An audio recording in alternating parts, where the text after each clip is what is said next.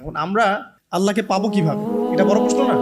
যে আল্লাহর কাছ থেকে, যে জান্নাত থেকে আমরা পৃথিবীতে চলে আসলাম, সেই জান্নাতে যেতে হলে তো আমাকে আল্লাহকে পেতে হবে।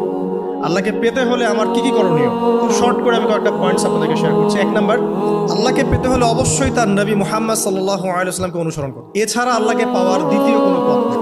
আল্লাহকে পেতে হলে অবশ্যই তার নবী মুহাম্মদ সাল্লাল্লাহু আলাইহি ওয়াসাল্লামের আদর্শগুলো জীবনের প্রতিটা ক্ষেত্রে বাস্তবায়ন করতে হবে। চলাফেরা, ওঠা বসা, খাওয়া দাওয়া, ইস্তেঞ্জা করা, মুআমালাত, ব্যবসা বাণিজ্য, অর্থনীতি, সমাজ, রাষ্ট্র, সব ক্ষেত্রে আপনাকে মুহাম্মদ সাল্লাল্লাহু আলাইহি ওয়াসাল্লামের তরিকা, আদর্শটাকে ফলো করতে হবে। তাহলে আপনি আল্লাহকে পাবেন। যে ব্যক্তি আল্লাহকে পেয়েছে সে দুনিয়াও পেয়েছে, আখিরাতও পেয়েছে। যে আল্লাহকে পায় নাই, দুনিয়াও বরবাদ, আখিরাতও বরবাদ। 1 নাম্বার তাহলে কি কাজ? আল্লাহ পাকের সর্বশেষ নবী মুহাম্মদ সাল্লাল্লাহু আলাইহি ওয়াসাল্লামকে অনুসরণ করা, তার আদর্শ মেনে চলা। 1 নাম্বার। 2 নাম্বার হচ্ছে 5 ওয়াক্ত নামাজ। আল্লাহকে পেতে হলে নামাজ লাগবে। নামাজ নাই, আল্লাহ নাই।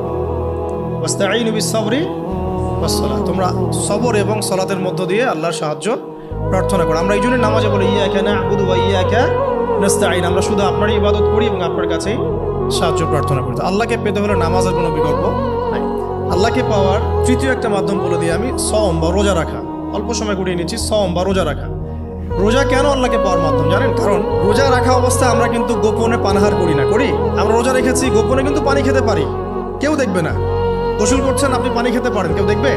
দেখবে না। লুকিয়ে লুকিয়ে আপনি কিন্তু খাবার খেতে পারেন, কেউ দেখবে না, বাসায় কেউ নাই দেখার, কিন্তু আপনি খান না। আপনি সবর করেন, সহ্য করেন, একদম সূর্যাস্তের সময় গিয়ে আপনি ইফতার করেন। এই যে কাজটা আপনি কেন করেন? কারণ আপনি ফিল করেন যে আল্লাহ আপনাকে দেখছেন। কেউ আপনাকে দেখুক না দেখুক, আল্লাহ আপনাকে দেখছেন। এটাই হচ্ছে ইহসান, এটাই হচ্ছে আল্লাহ পাকের মারিফতকে উপলব্ধি করা। আল্লাহ রাসূল সাল্লাল্লাহু আলাইহি ওয়াসাল্লাম বলেছেন, ইহসান হচ্ছে আন তা'বুদাল্লাহা কাআন্নাকা তারা। তুমি এমন ভাবে আল্লাহর ইবাদত করবে যেন তুমি আল্লাহকে দেখছো। ওয়া ইল্লাম তাকুন তারাহু ফাইন্নাহু ইয়ারাক। তুমি আল্লাহকে দেখতে না পারলেও বিশ্বাস করবে আল্লাহ তোমাকে দেখছেন। এটা রোজা রাখলে উপলব্ধি হয় না যে আল্লাহ আমাকে দেখছেন? এটা হচ্ছে আল্লাহকে পাওয়ার মাধ্যম।